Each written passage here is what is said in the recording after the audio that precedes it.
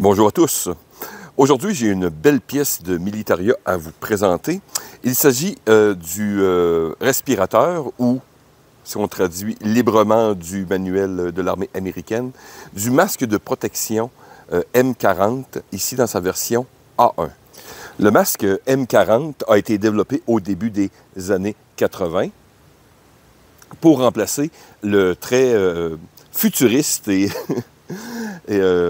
masque, le M17, qui était en service depuis 1959. Et la version M42, qui est la version des équipes de chars, remplacera le M25, dont j'ai fait une vidéo d'ailleurs, donc vous allez sûrement voir dans le coin en haut à droite, je mettrai un lien. Donc ce masque remplace deux masques qui étaient en service dans l'armée américaine. Donc, la compagnie principale, qui était le fabricant du masque M17, c'est ILC Dover. Il y a eu d'autres fabricants, je crois aussi Avon a été contracté pour produire les M40. Donc, évidemment, pour voir tous les défauts qu'avait le masque M17, qui mériterait une vidéo à elle seule. Donc, ce masque était fait pour corriger énormément des problèmes qui avaient été soulignés avec le M17.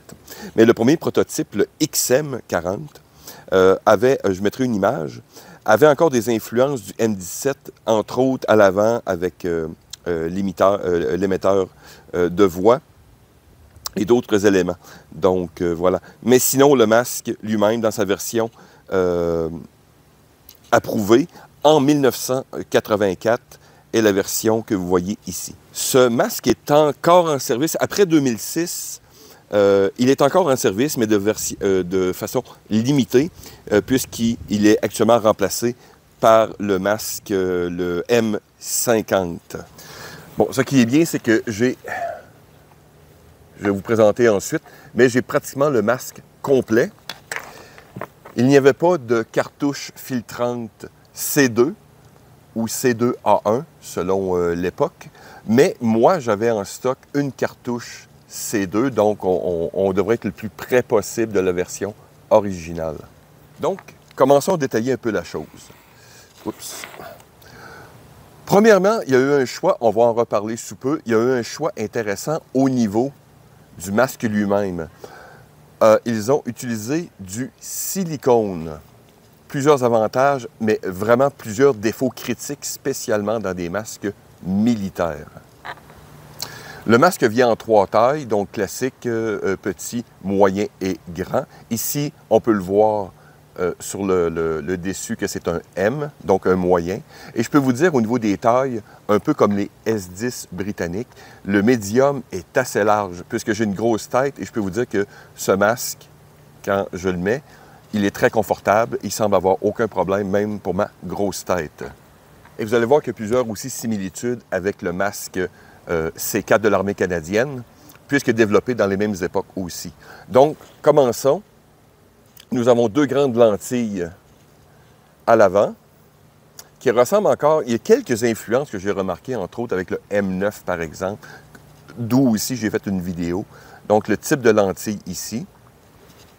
Comme j'expliquais, le masque lui-même est en silicone. Le harnais, très typique aussi de cette époque, qui n'a pratiquement pas été amélioré, qui est encore le même harnais que le M9, avec les mêmes styles de boucles. Et ici, vous avez un diaphragme qui, encore ici, ressemble beaucoup à celui du C4 et quelques autres masques de ce type. Et à l'intérieur, parce qu'il y a plusieurs accessoires, j'en ai quelques-uns ici, dont, à l'intérieur ici, on peut mettre, par exemple, un microphone qui rentre simplement par pression. Donc, on voit ici comme du filetage. Vous avez des prises qui peuvent être à gauche et ou à droite. Donc, encore ici, là, il est en version à gauche. Mais on peut, avec un outil de base, changer les ports d'entrée, soit à gauche ou soit à droite. Donc, le port est classique ici d'un côté, donc 40 mm avec sa valve.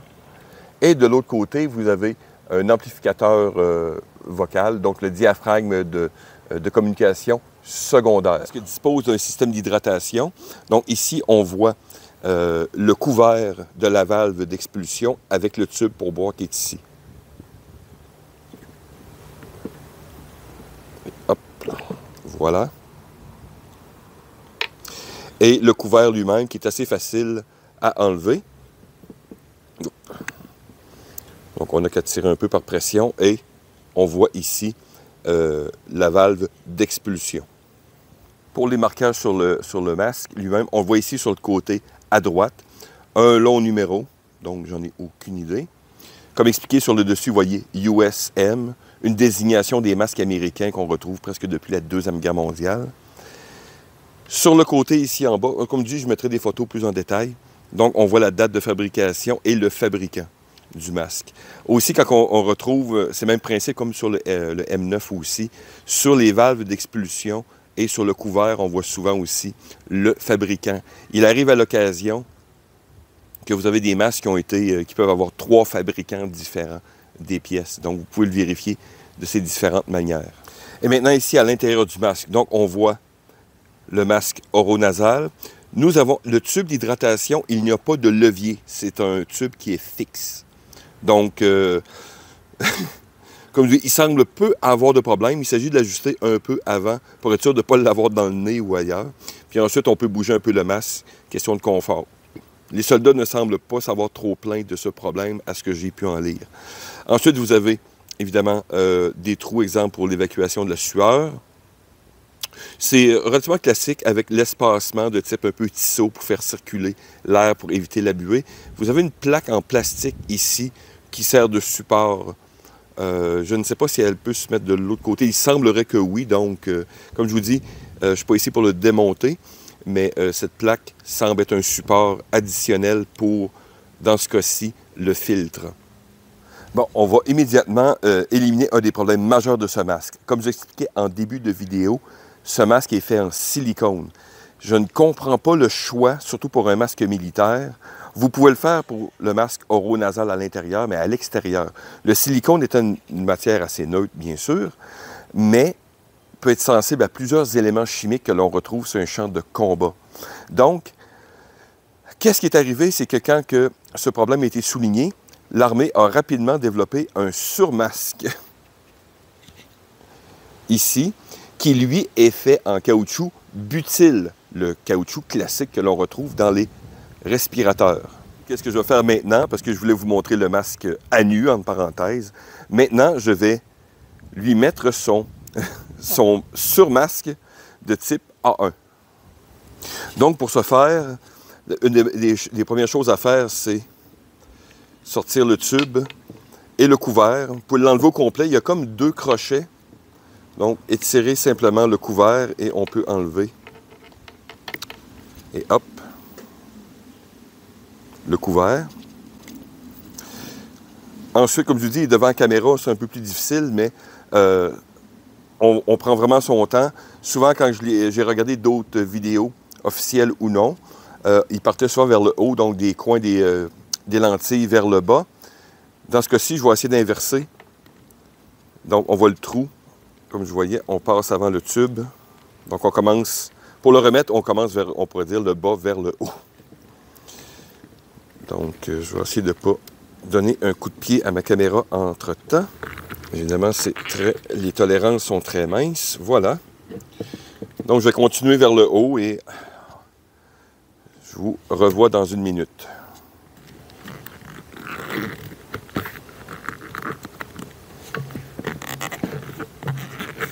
Bon, voilà. Tout est bien en place. Et j'ai remarqué que c'était un peu plus facile de l'enlever de ma tête de mannequin pour plier les lentilles, pour bien passer en dessous. Mais vous voyez, c'est extrêmement bien ajusté. Ensuite, on va simplement replacer le couvre-valve d'expulsion.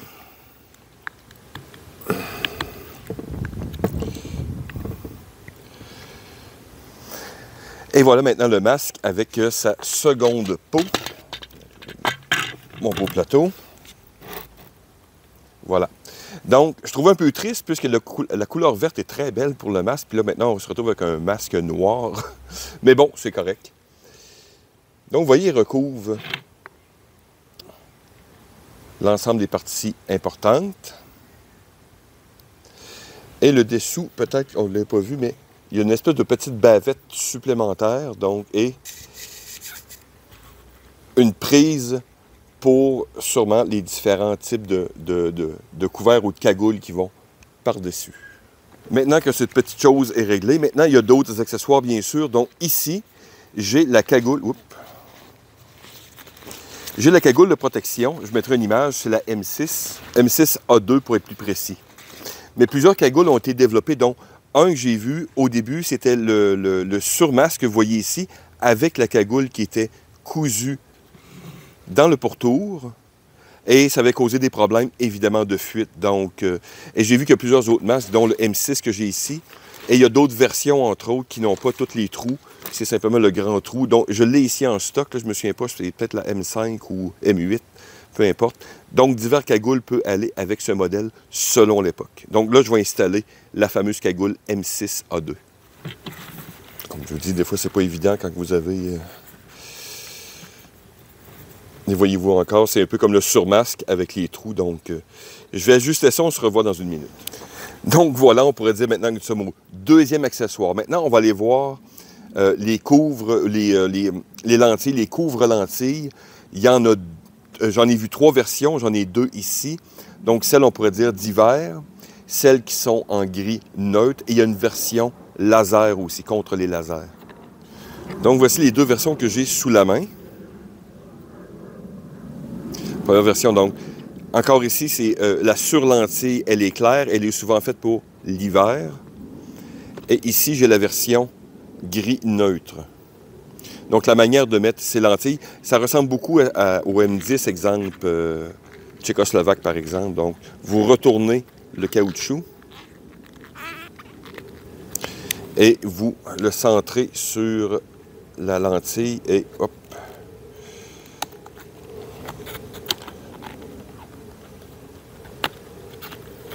Voilà. Et voilà la première lentille. Et je vais passer à la deuxième.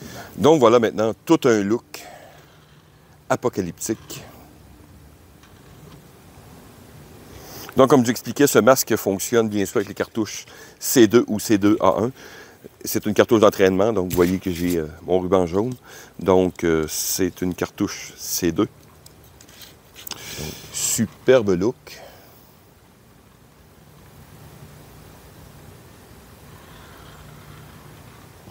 J'ai pas vraiment de miroir, mais bon. Oups. Ah, voilà mon micro. Ça va aller mieux. Donc, l'ensemble que vous voyez, c'est peut-être le défaut numéro 1, je dirais que c'est lourd inutilement. J'ai porté des masques avec des cagoules plus légers, l'ensemble qui était plus léger que ça. Pour le reste, le champ de vision est bon. On se sent protégé, ça c'est sûr. Le diaphragme, je pense que, en tout cas, j'ai testé ailleurs, il est très bon. C'est ça, j'aurais dû... j'ai pas ma gourde militaire, j'aurais pu faire le test d'hydratation, mais bon. Sinon, le champ de vision est bon. Les lentilles neutres font le travail. Il y a un très beau soleil, mais effectivement, ils font le travail. Dans l'ensemble, un bon masque. Comme je vous dis, équivalent un peu au C4 ou au S10 un peu. Ce sont des masques de la même époque, donc voilà. Alors, la dernière pièce que je vais présenter ici, c'est bien sûr la poche de transport qui est... Le système d'attache me semble un peu étrange. Bref, on voit la désignation sur le dessus. US, masque M40, série M40. On va peut-être mettre dans l'angle un peu. Donc, premièrement, nous avons une ouverture rapide. Oui, belle chérie. Qui ressemble un peu, on pourrait dire, au masque canadien. Et à l'intérieur, on a 3 poches séparées pour diverses pièces d'équipement. Donc ici, j'ai mis des photos pour les présenter, mais on a le manuel d'instruction. Il est encore sous vide, donc parfait. Et vous avez, on pourrait dire, un petit manuel avec des fiches techniques. Donc protégé, donc très NBC. Quoi faire, ne quoi pas faire. Donc intéressant. Enfin. Et vous avez, comme j'expliquais, je mettrai une photo là, pour pas tout.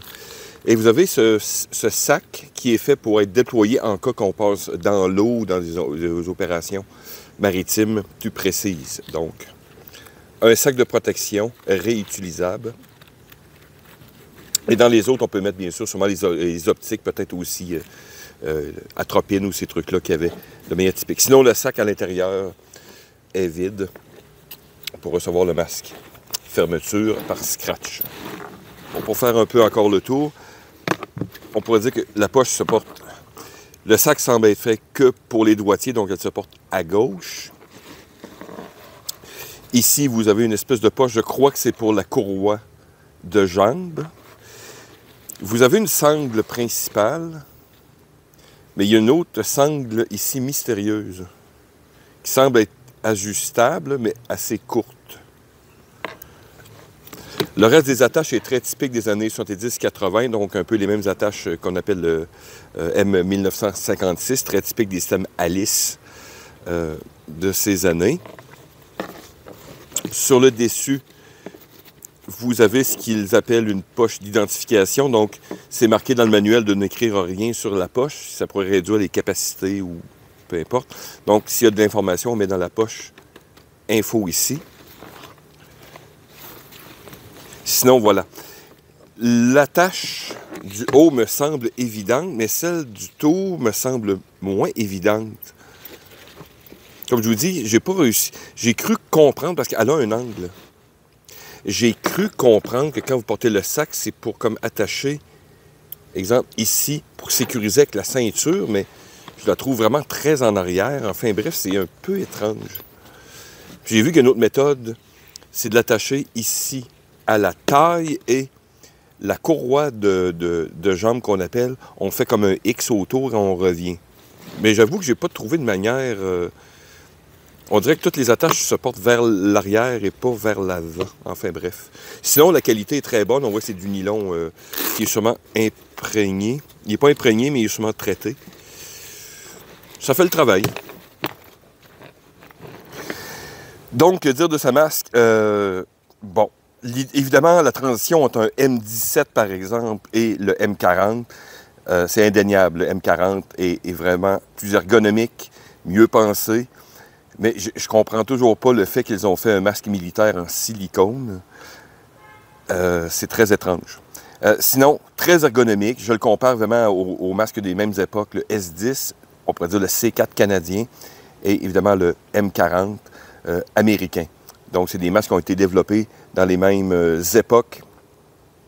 Ils sont assez similaires. J'avoue évidemment que je préfère de loin le S10 britannique pour un paquet de raisons. Le masque a été vraiment un des meilleurs au monde. C'est encore un des meilleurs masques.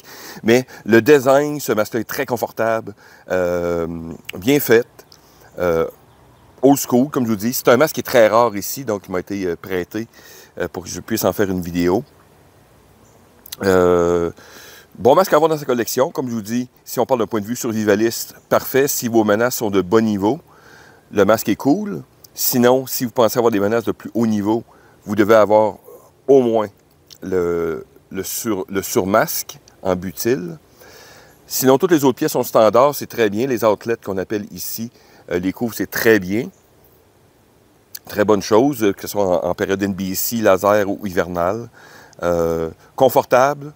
Un beau look très moderne encore. Mais comme je dis, le défaut principal, c'est que le masque lui-même est fait en silicone. Évidemment, un problème qui a été réglé avec le M50 plus tard. Enfin bref, j'espère que vous avez trouvé la vidéo intéressante. Merci de m'avoir écouté. À la prochaine.